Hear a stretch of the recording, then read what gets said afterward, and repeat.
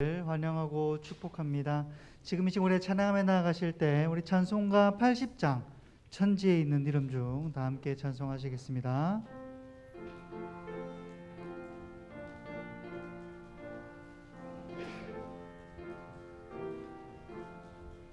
천지에 있는 이름 중 귀하고 높은 이름, 주 나시기 전 지으신 구주의 이름 예수.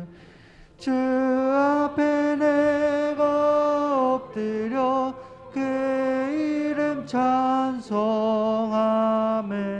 내 귀에 들린 말씀 중 귀하신 이름 예수.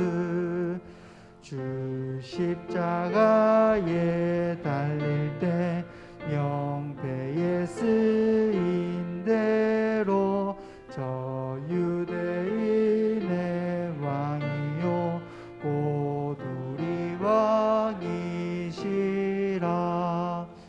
주 앞에 내가 엎드려 그 이름 찬송하면 내 귀에 들린 말씀 중 귀하신 이름 예수.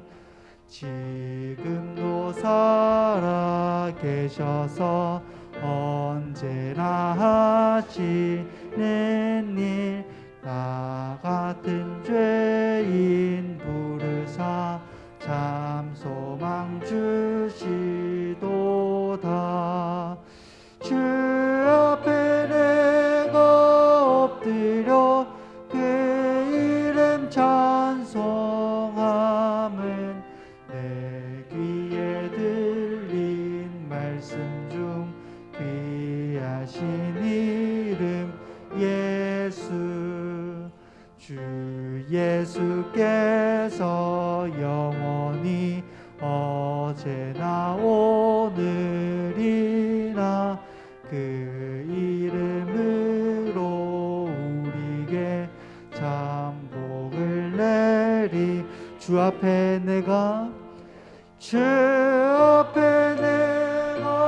엎드려 그 이름 찬송함은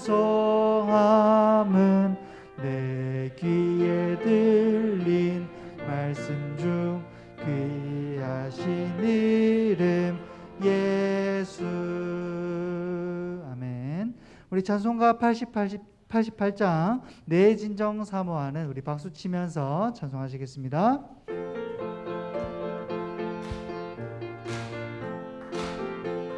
내 진정 사모하는, 내 진정 사모하는 친구가 되시는 구주 예수님은 아름다워라.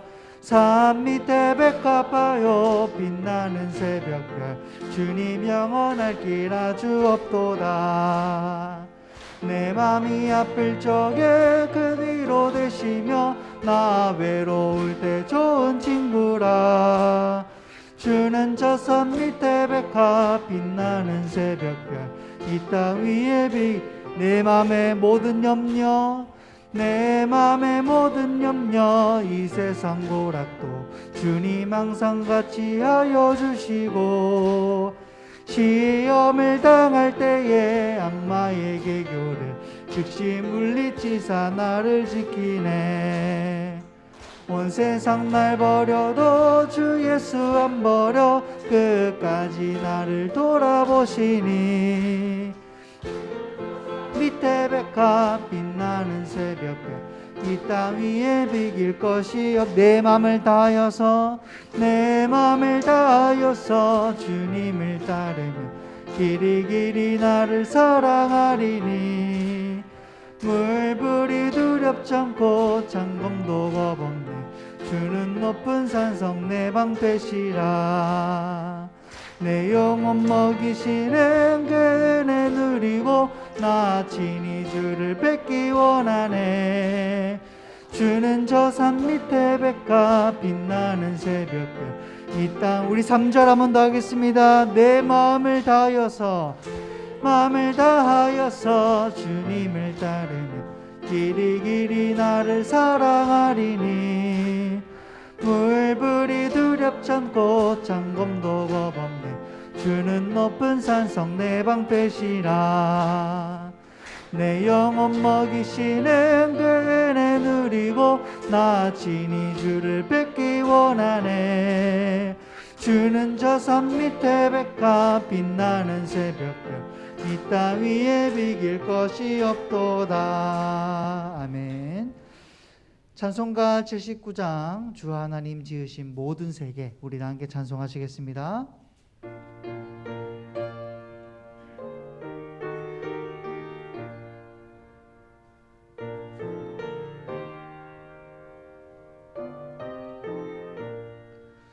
주 하나님 지으신 모든 세계 내 마음 속에 그리어 볼 때 하늘의 별 울려 퍼지는 뇌서 주님의 권능 우주에 찾네 주님의 높고 위대하심을 내 영혼이 찬양하네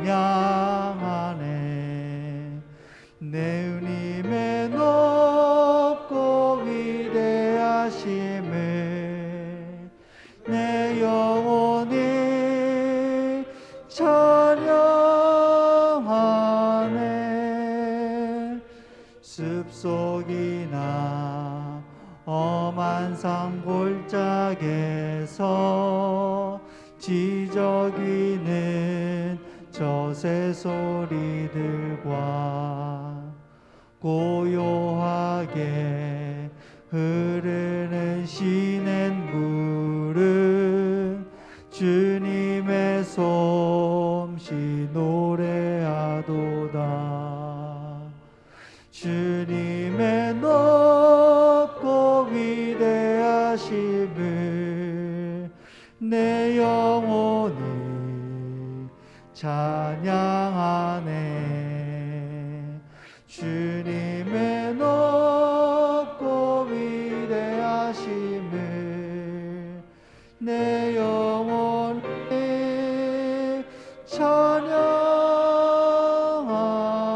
찬양하네 주 하나님 독생자 아낌없이 우리를 위해 보내주셨네 십자가에 피 흘려 죽으신 주 내 모든 죄를 대속하셨네 주님의 높고 위대하심을 내 영혼이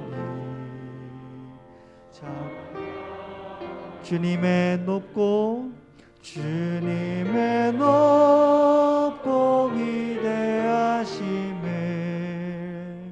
내 영혼이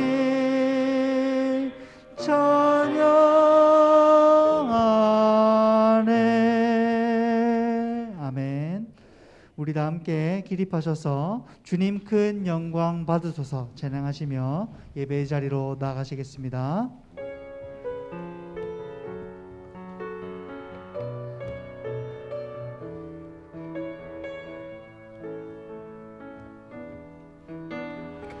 주님 큰 영광 받으소서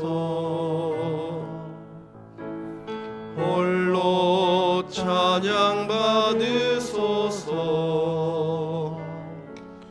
모든 이름 위에 뛰어난 그 이름 온 땅과 하늘이 다 찬양해 겸손하게 우리 무릎 꿇고 주께 영광 돌리세. 모두 절하세 독생자 예수. 주님께 찬양 드리리. 모든 영광과 존귀와 능력 받으소서. 받으소서. 영광과 존귀와 능력 받으소서. 받으소서. 그리스도 살아계신 하나님. 사도신경 고백하시겠습니다. 나는 전능하신 아버지 하나님, 천지의 창조주를 믿습니다. 나는 그의 유일하신 아들 우리 주 예수 그리스도를 믿습니다.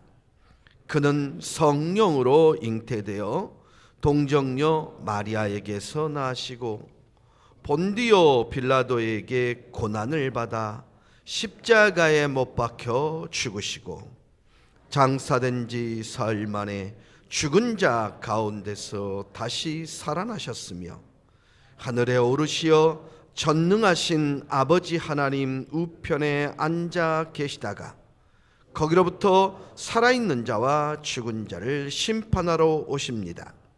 나는 성령을 믿으며 거룩한 공교회와 성도의 교제와 죄를 용서받는 것과 몸의 부활과 영생을 믿습니다.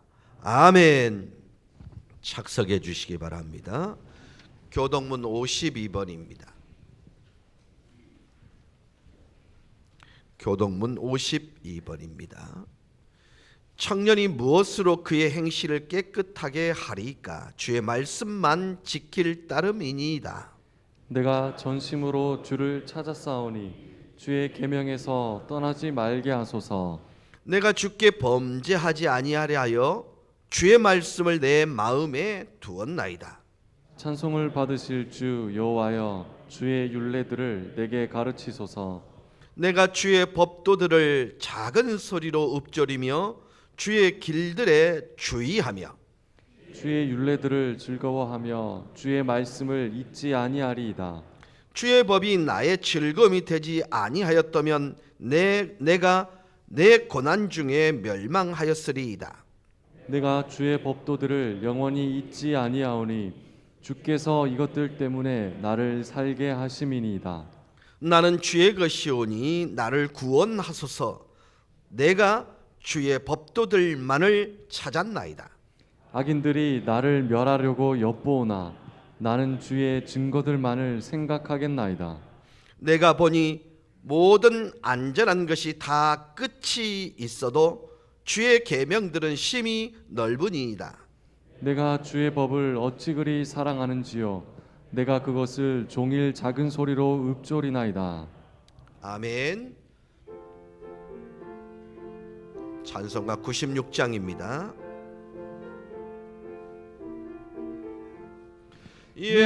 예수님은 누구신가?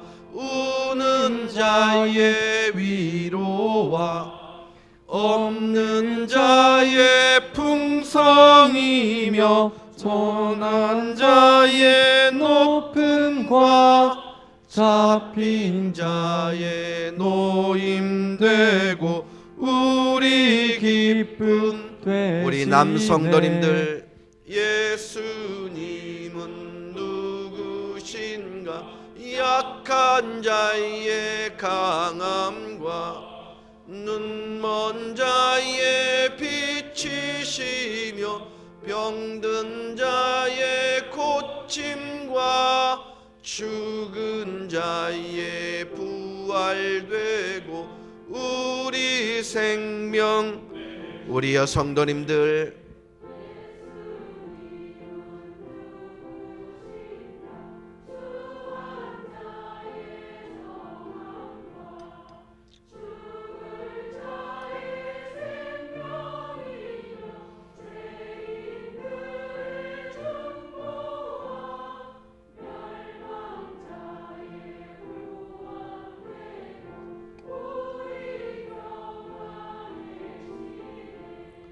예수님은 누구신가? 온 교회의 머리와 온 세상의 구주시며 모든 왕의 왕이요 심판하실 주님 되고 우리 영광 되시네. 예배를 위해서 이금용 장로님 기도해 주시겠습니다.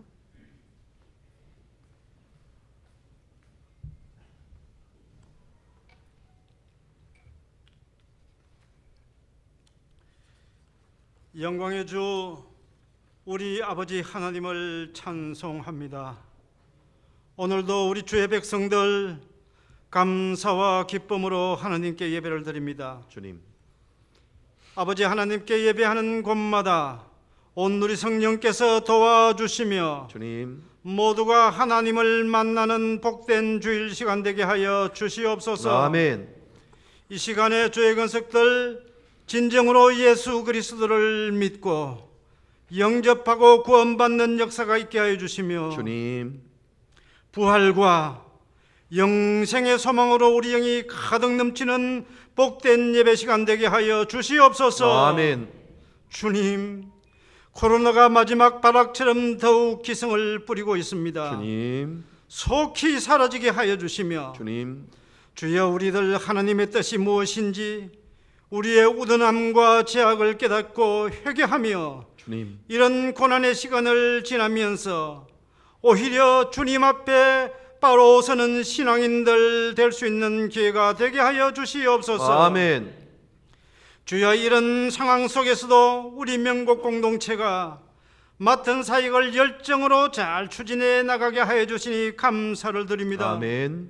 특별히 꿈을 먹고 살지요 행사를 위해 많은 시간을 준비하였습니다. 주님, 주여 오는 5월 5일 많은 지역민들을 불러주시고 아이들을 불러주시며 비록 자동차 수리를 통하여 코로나로 어려워하고 있는 그들에게 조금이라도 기쁨과 위로를 주고자 하는 그리스도의 사랑이 전달되게 하여 주시옵소서. 아멘. 주님 목사님 신현을 강건함으로 지켜주시며 주님, 명곡 목장을 잘 치리하도록 능력 주시며 주님, 성도들을 위해 축복권자의 기도가 축복 손 얹을 때마다 야곱의 축복이 되게 하여 주시고 아멘. 주여 오늘도 말씀이 날 때마다 생명의 말씀 은혜로 새기고 실천하려는 열정으로 살아가는 주의 건속들 한 주간 되게 하여 주시옵소서. 아멘. 아버지 하나님 오늘도 주의 몸동교회를 세워가는 기둥 같은 주의 용사들을 기억하여 주시옵소서. 주님, 그 청지기들을 지켜주시고 주님, 주여 교회 학교를 성장시켜 주시며 맡은 교사들에게 더욱 지혜 주시옵소서. 아멘.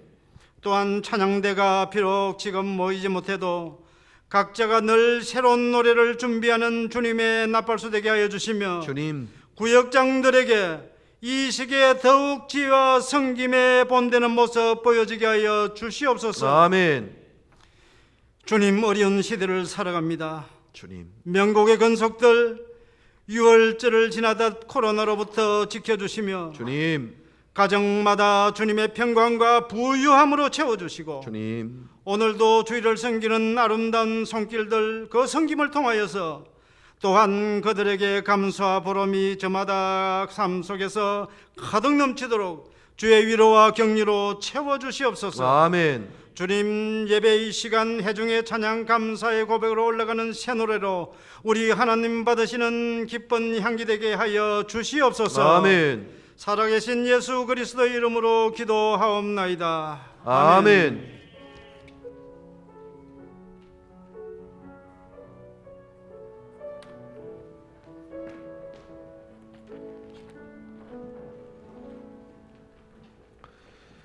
찬송가 270장 찬양하시면서 준비한 예물들입니다.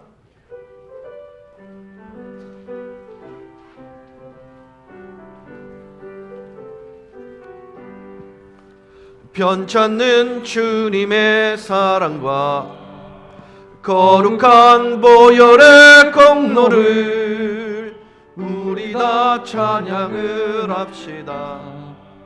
주님을 만나볼 때까지 예수는 우리를 깨끗게 하시는 주시니 그의 피 우리를 눈보다 더 이게 하셨네. 우리를 깨끗게 하시니 무궁한 생명의 물일새 생명을 구원을 받은 자 하나님 찬양을 합시다. 예수는 우리를 깨끗게 하시는 주시니 그의 피 우리를 눈보다 더 이게 하셨네. 주님의 거룩한 보혈을 날마다 입으로 간증해 담대히 싸우며 나가세.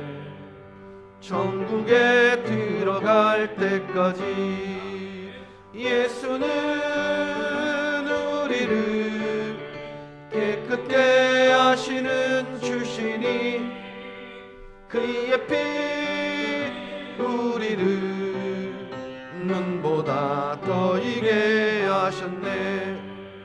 십자가 단단히 붙잡고 날마다 이기며 나가세.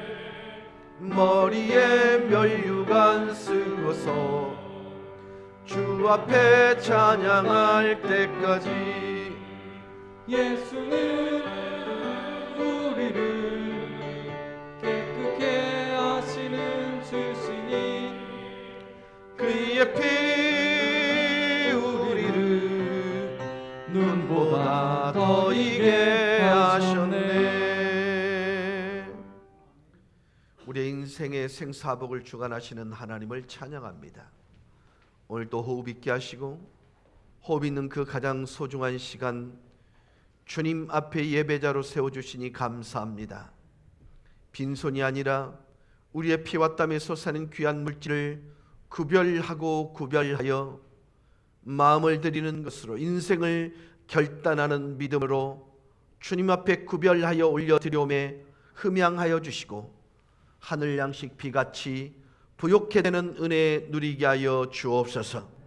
이 물질이 사용되지는 곳마다 하나님 나라 확장이 주님 선함 가운데 이루어지게 하여 주시고 영원히 살아나는 놀라운 기적의 도구가 되게 하여 주시옵소서. 결핍 상황에도 불구하고 믿음으로 드린 예물이오매 받으시되 하나님의 것으로 되돌림 받는 놀라운 은혜 누리게 하여 주시옵소서. 영혼이 잘되게 하시고 범사가 잘되게 하시고 간검케 해주실 줄 믿사옵고 예수님의 이름으로 감사하옵고 기도드렸사옵나이다. 아멘. 하나님의 말씀 베드로전서 1장 22절입니다. 베드로전서 1장 22절. 제가 가진 성경으로는 신약성경 378페이지입니다.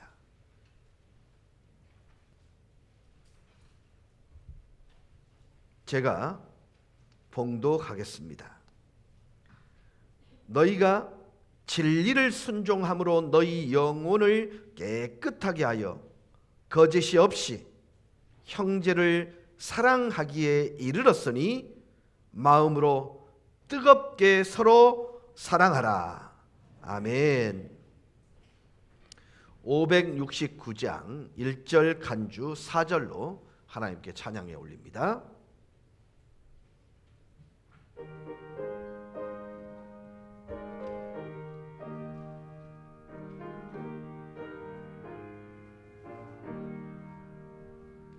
선한 목자 되신 우리 주 항상 인도하시고 푸른 풀밭 좋은 곳에서 우릴 먹여주소서. 선한 목자 구세주여 항상 인도하소서. 선한 목자 구세주여 항상 인도하소서.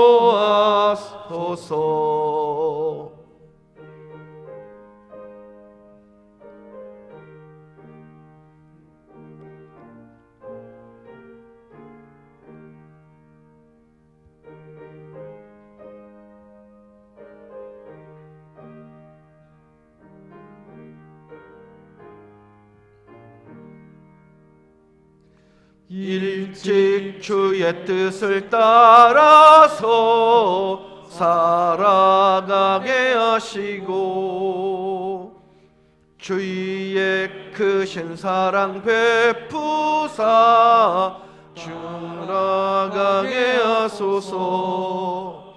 선한 목자 구세주여 항상 인도하소서.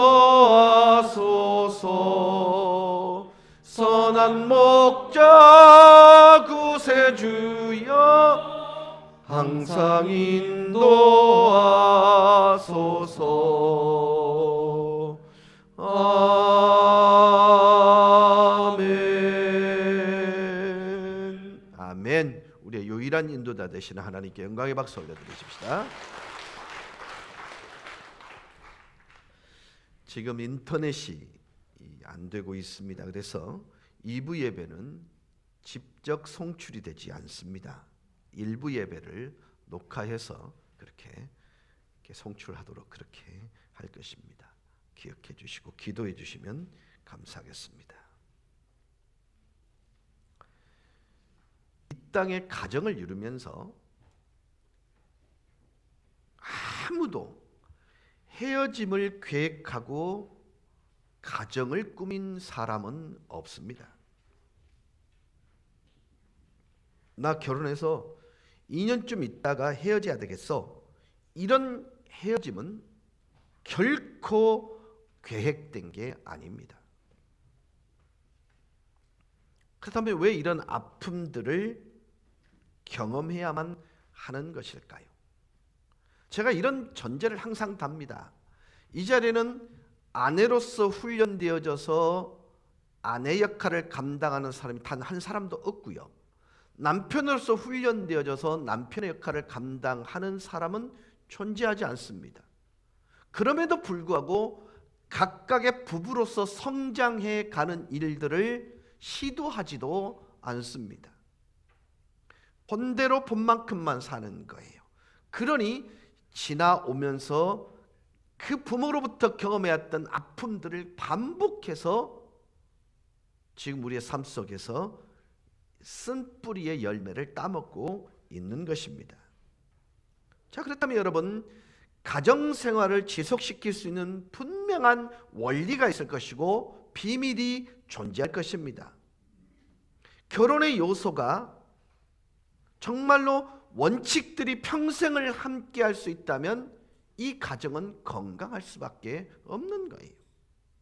오늘 평생 동안 지속되는 사랑의 원리 6가지에 관한 얘기를 나누려고 합니다. 첫 번째는 용납입니다. 로마서 15장 7절입니다.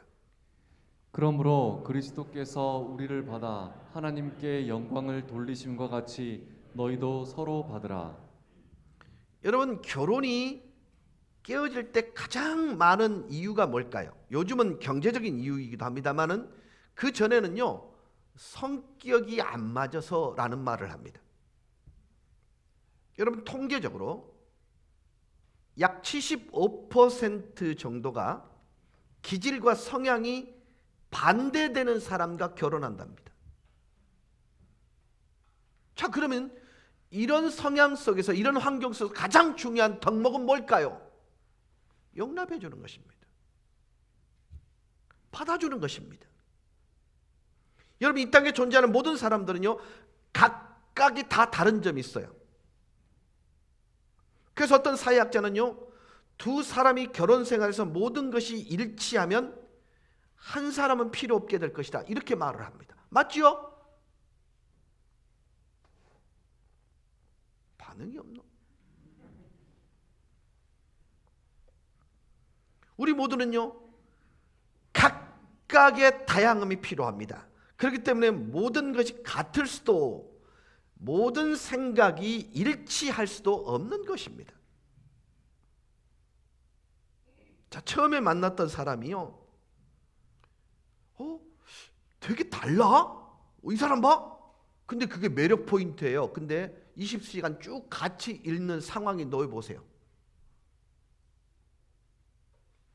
아니, 연애할 때는 매력 포인트가 왜 결혼하면 그게 왼수가 되는 그 핵심 포인트가 될까요? 사람들은 자주 결혼하기 전에는 공통적인 게 정말 많았는데 결혼 생활 하다 보니까 공통점이 하나도 없어요. 여러분, 연애할 때는요, 용납해 주는 것입니다. 근데 본질적으로 더 필요한 이 용납이 요구되어지는, 왜 가정생활에서는 용납이 없느냐는 것입니다. 솔직히 말해서 서로 다른 사람들이 만나는 것에 있어서 하나님께서는요, 되게 유머 감각이 있으시게 틀림없다는 생각이 들어요.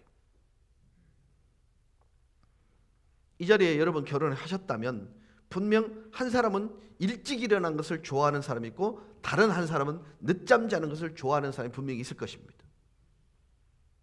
지금 나는 하나님의 유머에 관한 얘기를 하는 것입니다. 왜요?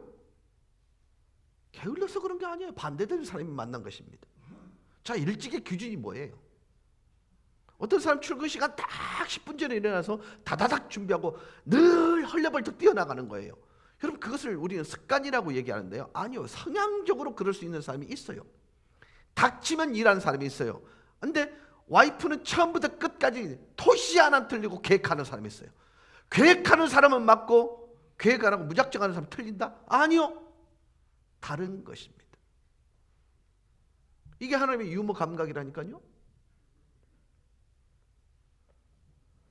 부부가 살다 보면 한 사람은 말하기를 좋아하는데, 그래서 모든 사소한 얘기를 다 하고 잘 표현하는 재능을 가지고 있는데, 반면에 다른 한 사람은요, 기가 먼 사람처럼 듣지도 않고 조용한 사람이 있어요.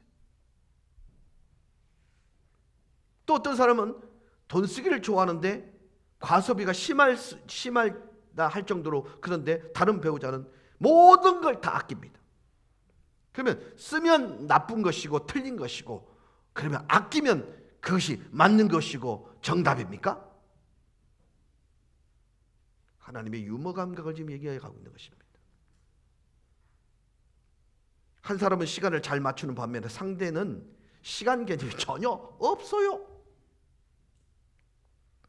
지금 6가지 기둥 중에 첫 번째 기둥 용납에 관한 얘기를 지금 하고 있는 것입니다.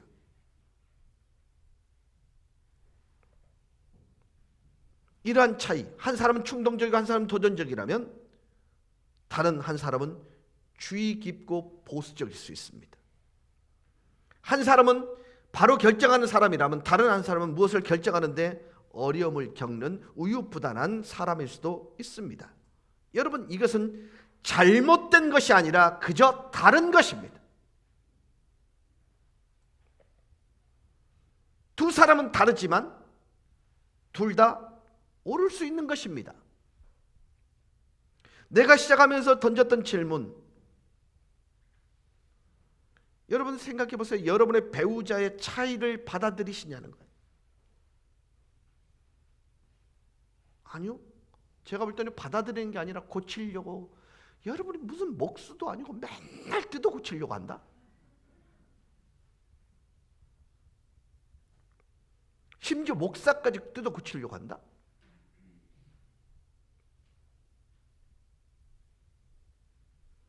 여러분, 모든 사람은 완벽하지 않아요. 그래서 결혼 생활에서 용납하는 것은 기본이 돼야 합니다. 여기서 용납이라는 품성이 적용이 안 될 사람은 단 한 사람도 없습니다.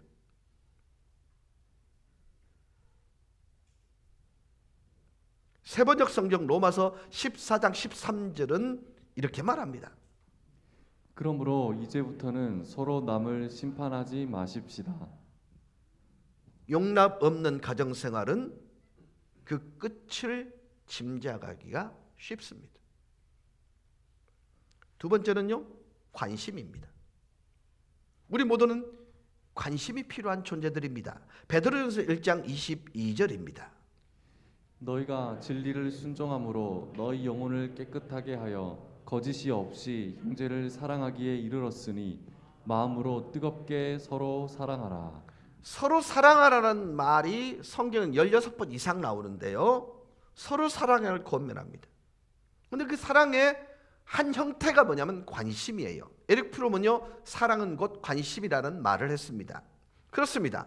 여러분이 누군가를 사랑한다면 반드시 그 사랑 대상에 대해서 관심을 기울여야 해요. 어느 날 제 아내가 제 앞을 왔다리 갔다리 하는 거예요. 여보? 그러면서 응? 그러면 뭐 말을 해야 될 거 아니에요? 응? 아니에요? 지나가는 거예요.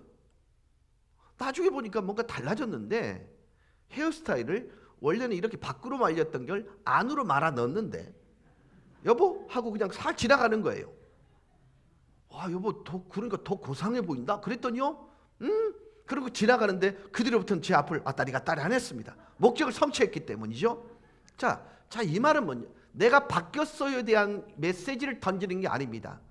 당신이 나에게 관심이 있느냐를 묻는 질문이에요.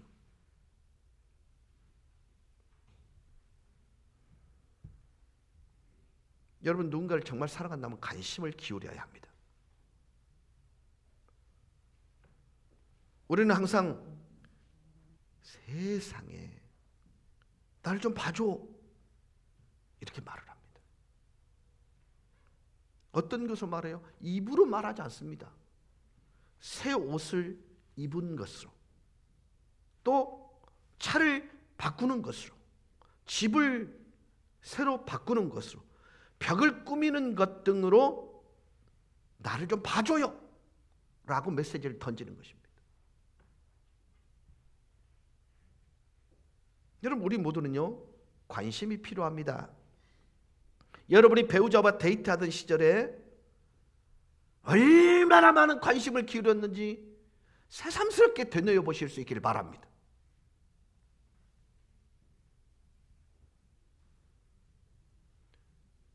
설교 와중에 설교를 준비하다가 제가 이제 노예 우리 부목사님들 세미나를 제가 강의를 하고 돌아오는 길에 갑자기 연애 시절 때 생각이 나는 거예요. 그래서 제가 우리 박 목사님 보고 목사님 차를 좀 돌려요 해가지고 꽃집에 들어가서 프리지아 한 박스를 이만큼 사서 집사람한테 줬어요. 입은 이미 이만큼 걸려 있으면서 웬 프리지아? 당신 생각나서 샀어. 그 뒤에 이틀이 얼마나 천국이었는지 모릅니다.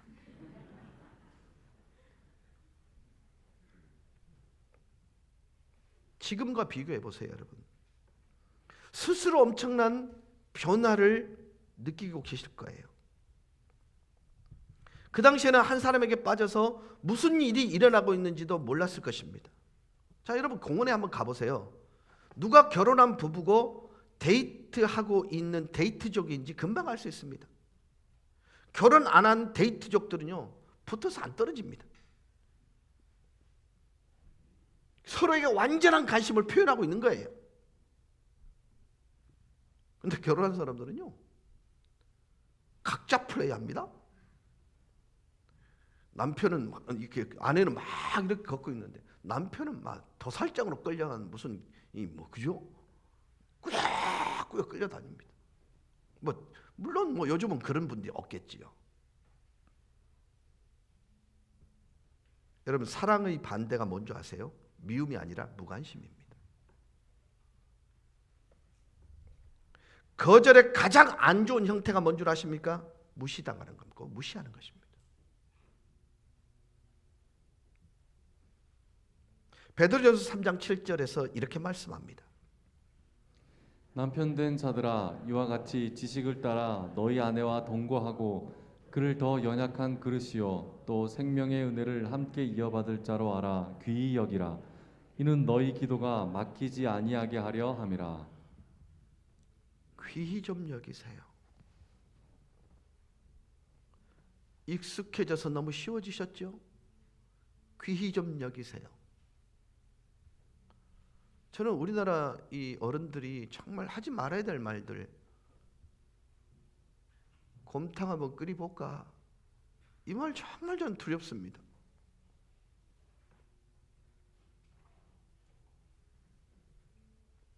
셋째는 순응 또는 순종입니다.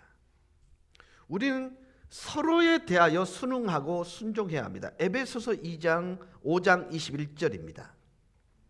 그리스도를 경외함으로 피차 복종하라. 여러분, 여기서 정말 여러분들이 쉽게 빼먹는 단어가 뭐냐? 피차라는 말입니다. 이 복종이라는 게 뭐예요? 누군가에게 순응하는 그런 의미의 뜻이. 성경에서 가정의 영적 리더는, 제사장은 남편이라 못을 박습니다. 그렇습니다. 가정에서는 분명히 제사장은 남편입니다. 그렇다면 가정에서 부인들만 남편 리더십을 따르라고 말하는 것입니까? 성경은 절대 아닙니다. 피차 뭐하라? 복종하라. 서로에 대해서요. 단순히 부인이 남편에게 복종하는 것을 의미하는 게 아니에요. 피차 복종하는 것을 말씀하고 있는 것입니다. 이것은 분명히 타협점이 있습니다. 피차 복종하는 데 있어서 굉장히 중요한 요소가 한 발짝 뒤로 물러서는 거예요.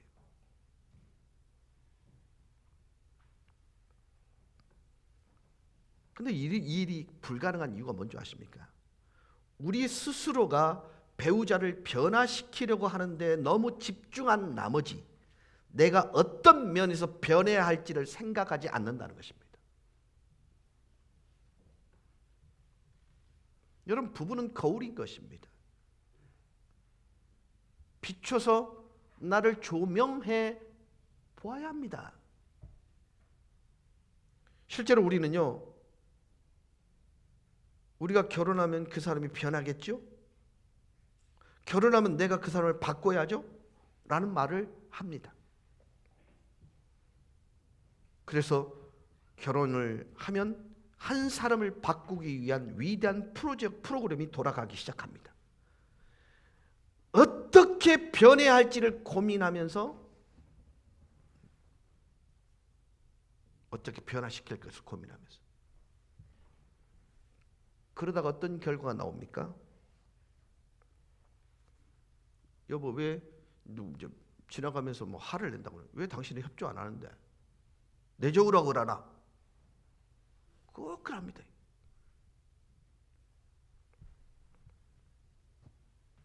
어떤 사람들은요, 순응 또는 순종하지 못하기 때문에 아파함을 그리고 고통을 당합니다.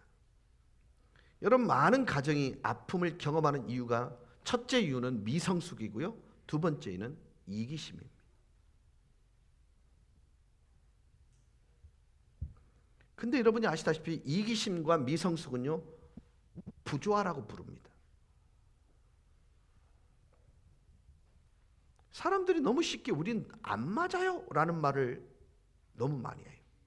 이 말을 뒤집어서 얘기하면요, 둘 다 고집 세요 이 말입니다.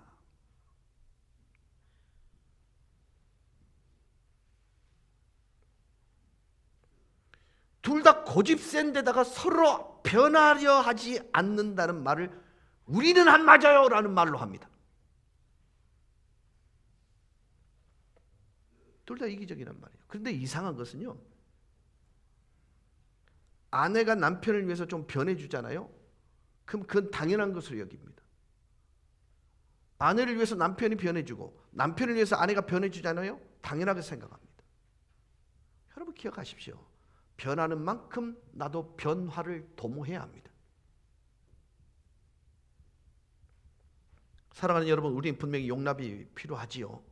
서로 받는 것에 관심이 분명히 필요해요. 사랑하는 것, 순응이 필요합니다. 그래서 로마서 14장 19절은 이렇게 말합니다. 그러므로 우리가 화평의 일과 서로 덕을 세우는 일을 힘쓰나니 예. 화평케 되는 일을 위하여 서로 힘쓰는 일들이 필요하죠. 화평을 위해서는 서로를 위해 내가 변화되는 일들을 도모하는 것, 그게 힘쓰는 것입니다. 네 번째는 완전한 용서입니다. 여러분, 용서 없는 가정생활 불가능하다는 사실을 인정하셔야 합니다. 가정생활을 유지하기 위해서는요, 계속해서 용서하고 용납해야 합니다. 화 또는 분노는요, 가정생활을 가장 빠르게 파괴시키는 요소 중에 하나입니다. 우린 용서해야 합니다. 모든 사람들은요, 누구에겐가 분명히 상처를 줍니다. 그게 가끔씩은 고의적일 수도 있고 의도 없이 한 경우도 있을 것입니다. 하지만 중요한 사실은 누군가와 친밀한 관계를 맺으려고 한다면, 누군가에게 더 가까이 가려고 한다면 상처를 줄 수밖에 없습니다.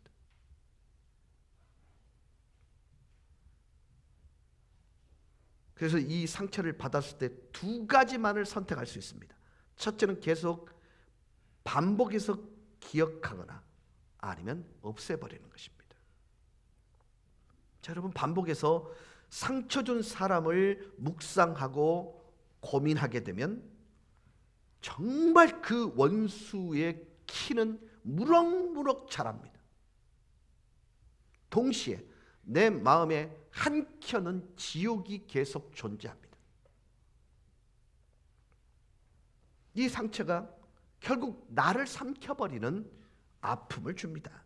반면 상대방을 용서함으로 상처를 없애는 방법. 자, 여러분의 가정생활에서 화를 내는 이유가 뭘까요? 배우자가 책임을 다하지 않은 것 때문일 수 있어요. 방은 엉망인데 태연하게 치우지 않고 방치합니다. 내가 굳이 그걸 치웁니다.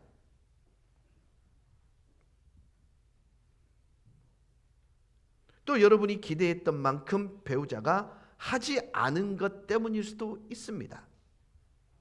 상대방이 여러분에게 말하지도 여러분의 말을 듣지도 않았기 때문에 화가 날 수도 있습니다. 그러나 중요한 사실은 여러분 그런 상황 때문에 화를 내는 사람이 화를 당하는 사람보다 훨씬 더 아프다는 것입니다. 참, 남편들은요, 가끔씩 집사람이 무슨 말하면 눈만 끔뻑끔뻑 일하고 있습니다. 막 콕 집어가고 싶은데 깜빡깜빡 일합니다. 근데 나는 계속해서 분노 게이지가 계속 높아만 집니다. 이유가 뭘까요? 그 다음에 결과는 뭘까요? 나만 손해봅니다. 여러분, 기억하십시오. 잔소리를 통해서 변화되는 인간 아무도 없습니다.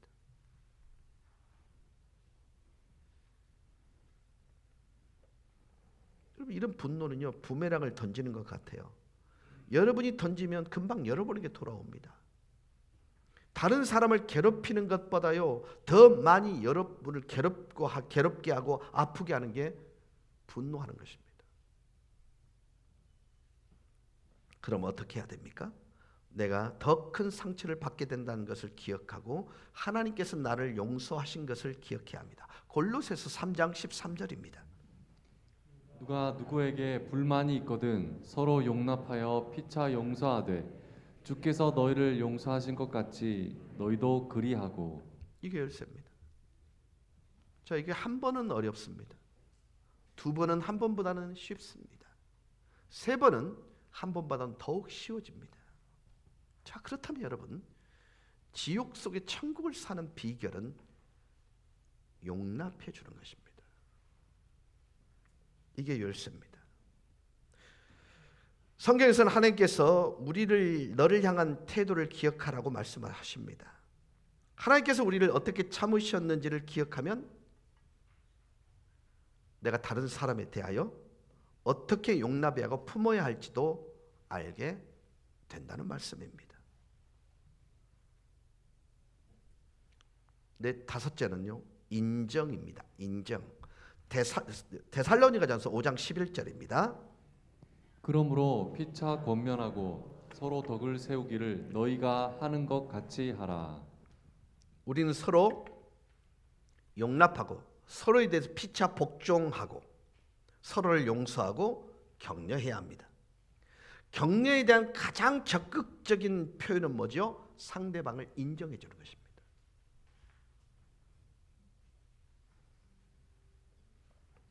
모든 사람은 인정받기를 원하잖아요. 상대방을 높여주는 말은 놀라운 힘을 가지고 있습니다.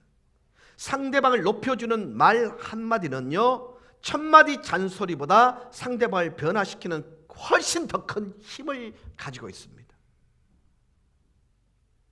인정한다는 말의 의미는 가치를 높여준다, 그런 의미입니다.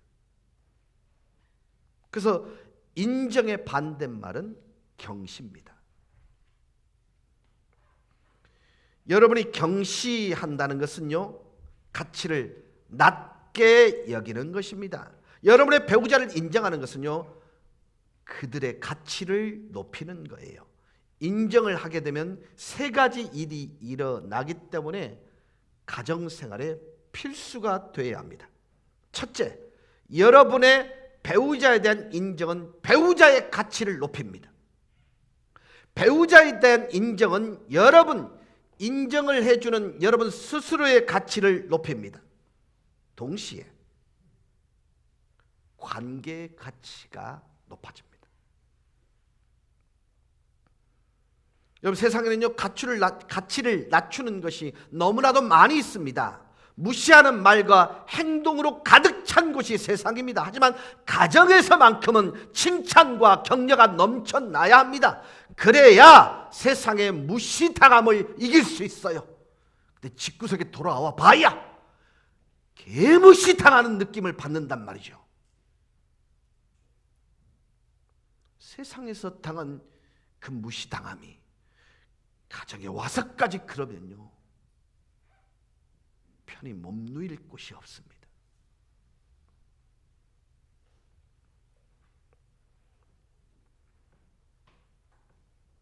용납은 저는 당신의 잘못과 상관없이 당신을 용서합니다 라고 말하는 것이고, 순응은 내가 변할게요, 제가 노력할게요, 저의 역할을 잘 감당하겠습니다 라고 말하는 것입니다. 그러나 인정은 당신을 용납할 뿐만 아니라 제가 좋아하는 것들을 당신에게서 찾아볼게요, 당신에게 선한 것들이 있음을 보려고 노력해 볼게요, 이렇게 말하는 것입니다.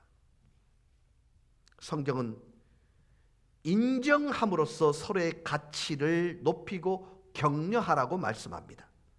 여러분, 용납은요, 우리의 가정을 안정되게 할 것입니다. 그리고 인정은요, 우리의 가정에 활력을 가져다 줍니다. 여보, 당신은 설거지를 하면 왜 이렇게 그 세제를 남기는데? 내가 한 번 더 해야 돼, 이거. 일한다. 그렇게 하나? 여보, 들어봐, 당신이 한 설거지인데 뽀득뽀득 잘했네? 여러분요, 그러면 해놓고도 천국을 경험하는데 또 해야 되는데 말랐고 일항합니다.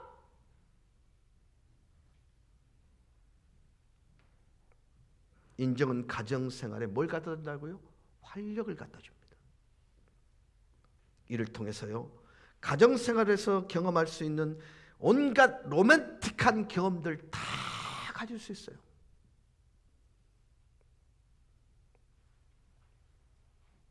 제가 정말 죄송한데요, 노장로님 여전히 우리 최장미를 보면 설레이시죠? 그 가야 내가 지금 말이 된다.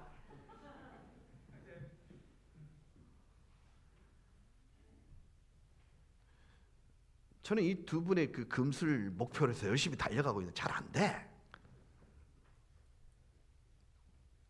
여러분, 나이와 상관없잖아요.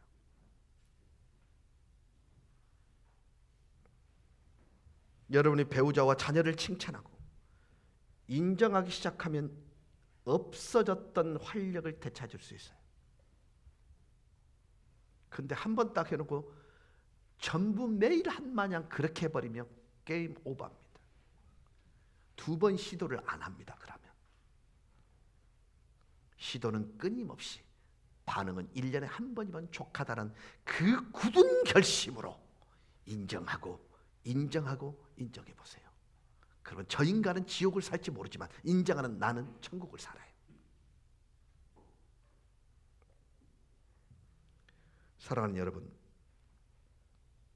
인정은 여러분의 가정생활의 가치를 상승시키고 서로에 대한 사랑을 키울 수 있는 것입니다. 그렇다면 얼마나 자주 인정을 해줘야 합니까? 우리말 성경 히브리서 3장 13절입니다.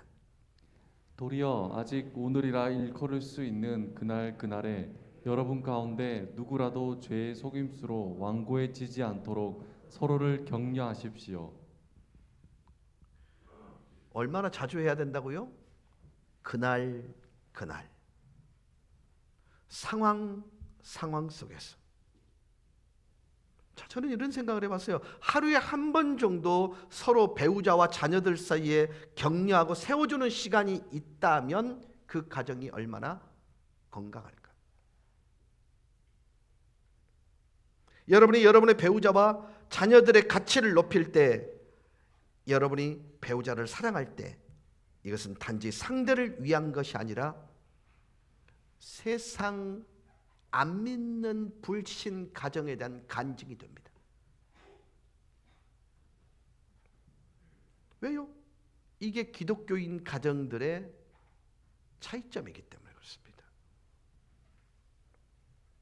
성경에서는 남편과 아내의 사랑이 하나님께서 우리를 사랑하시는 것처럼 본이 되어야 한다고 말씀합니다.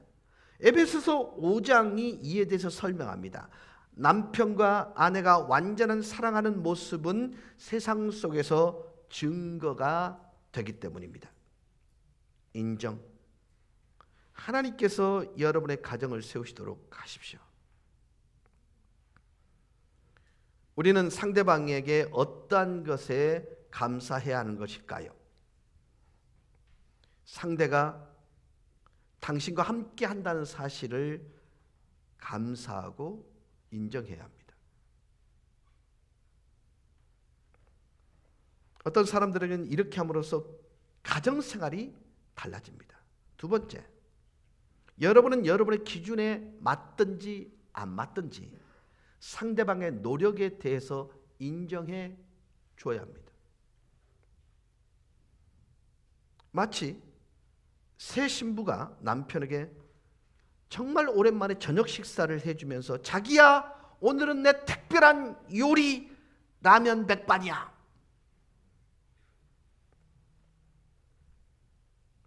그래? 어디 한번 먹어볼까? 이거 별미네? 이렇게 해주면 될 것을 또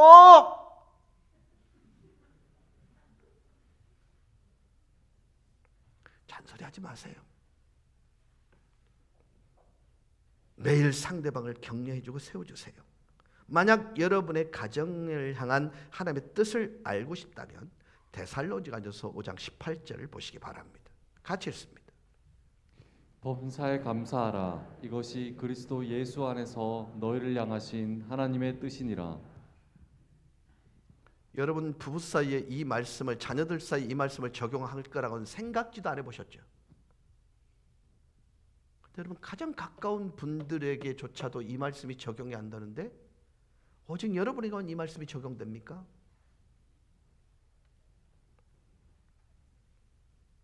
이제 말씀을 정리하겠습니다. 어떻게 하면 여전한 사랑을 경험하는 삶을 살 수 있을까요? 받아들이십시오. 그리고 깊은 관심을 주세요. 그리고 피차 순종하십시오. 그리고 상황에 대하여 철저하게 용서하십시오. 그리고 모든 가치를 인정해 드리세요. 적어도 이 요소를 가지고 살아갈 수 있으면 얼마나 좋을까요? 마지막 하나의 대지는 애정 표현입니다. 이것은 육체적 표현에 관한 것입니다. 즉 스킨십에 관련된 것입니다. 로마서 16장 16절은 이렇게 말합니다. 너희가 거룩하게 입맞춤으로 서로 무난하라. 건강을 위해 음식이 필요하듯 스킨십은 감정에 있어서 매우 중요한 요소입니다.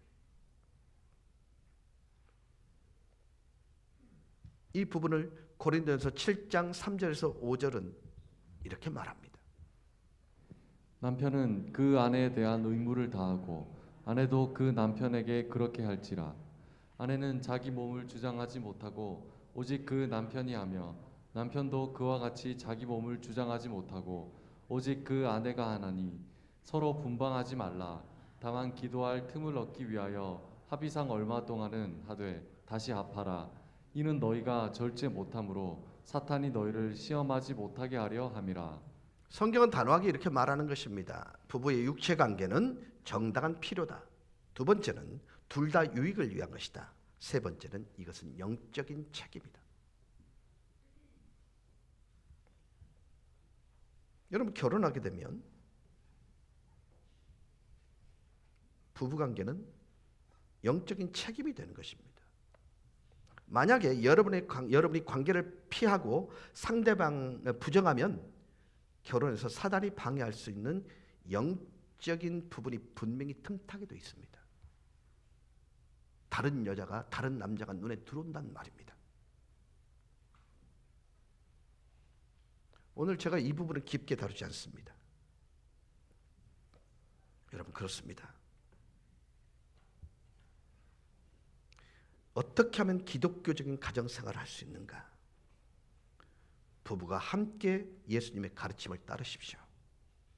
서로 사랑, 용납, 순응, 격려, 애정 표현을 하십시오. 둘째, 성령 하나님께서 관계의 주인이 되도록 항상 초청하십시오. 빌립보서 2장 4절 말씀에 따르면 이렇게 고백되어지고 있습니다. 각각 자기 일을 돌볼 뿐더러 또한 각각 다른 사람들의 일을 돌보아 나의 기쁨을 충만하게 하라. 여러분은 자신의 문제에 대하여 돌아볼 뿐만 아니라 배우자의 관심에 대해서도 잘 보아야 합니다. 만약 우리가 이 말씀을 따른다면 우리 눈에 크게 보이는 많은 문제점들이 사실은요, 자취를 감춥니다. 장점을 보면 단점이 사라지게 됩니다. 칭찬하게 되면 소위 정죄와 판단의 언어가 사라지게 됩니다.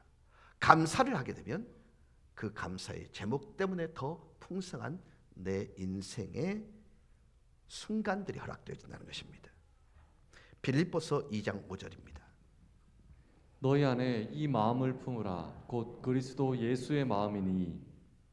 배우자에 대한 대함에 있어서 가장 중요한 것은 예수의 마음을 가지고 대하시는 것입니다.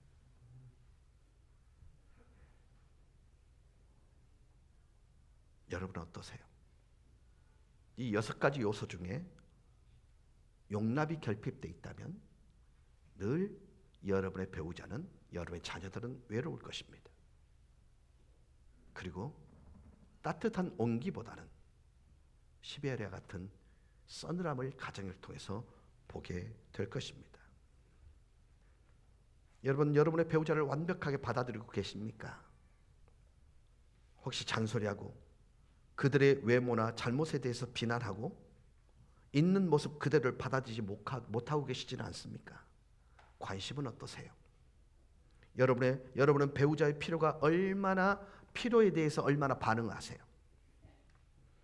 그들이 무엇을 어려워하고 있는지 아십니까? 그들이 언제 여러분의 도움을 필요로 하는지 알고 계십니까? 그들이 여러분에게 말할 때 무시하고 있지는 않습니까? 순응은 어떠하십니까? 좀 더 져주려고 하는 마음이 있는지요?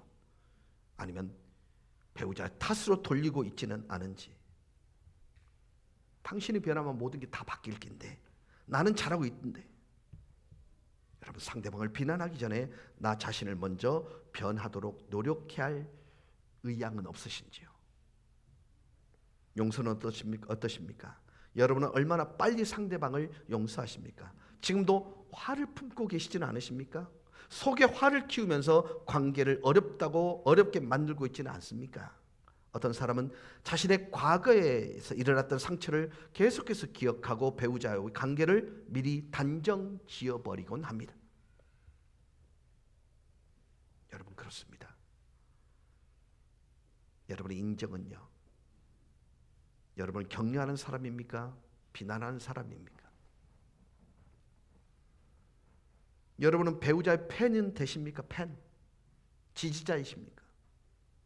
여러분은 누구십니까? 잔소리 멈추시고 칭찬을 시작하십시오. 애정 표현은 어떠신가요? 성경은 함께하라고 권면합니다.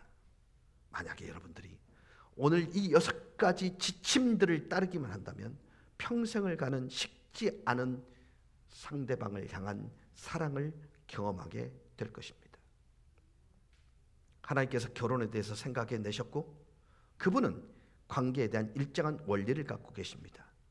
그 원리를 선택하느냐 마느냐는 여러분의 몫입니다.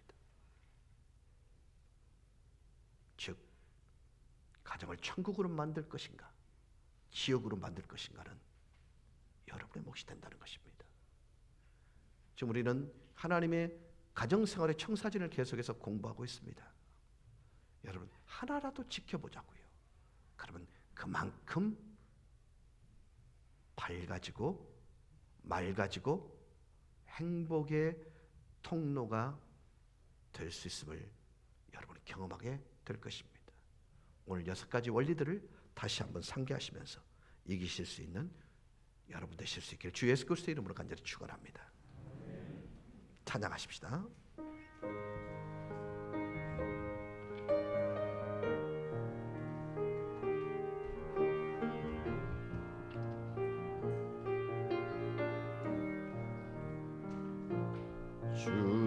주께 두 손 모아 비나니 그 시는 총 베푸사 밝아오는 이 아침 환히 비춰 주소서. 오 주 우리 모든 허물을 보혈의 피로 씻기어 하나님 사랑 안에서 행복을 갖게 하소서. 서로 믿음 안에서 서로 소망 가운데 서로 사랑 안에서 손잡고 가는 길. 오 주 사랑의 종소리가 사랑의 종소리가 이 시간 우리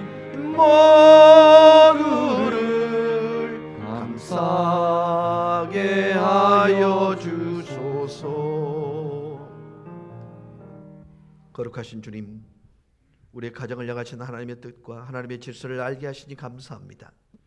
우리가 가정 안에서 용납하고 관심을 가지고 순종하고 용서하고 인정하고 애정을 표현하는 아름다움으로 인해 주님이 디자인하신 아름다운 청사진을 이루어드림으로 우리 가정이 하나님의 나라가 되는 놀라운 은혜 맛보게 하여 주옵소서. 예수님의 이름으로 감사하고 기도드렸사옵나이다. 아멘.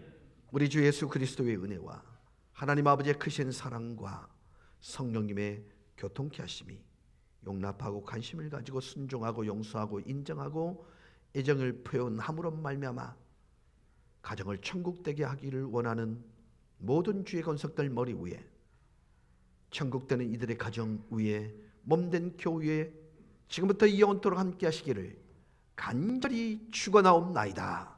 아멘.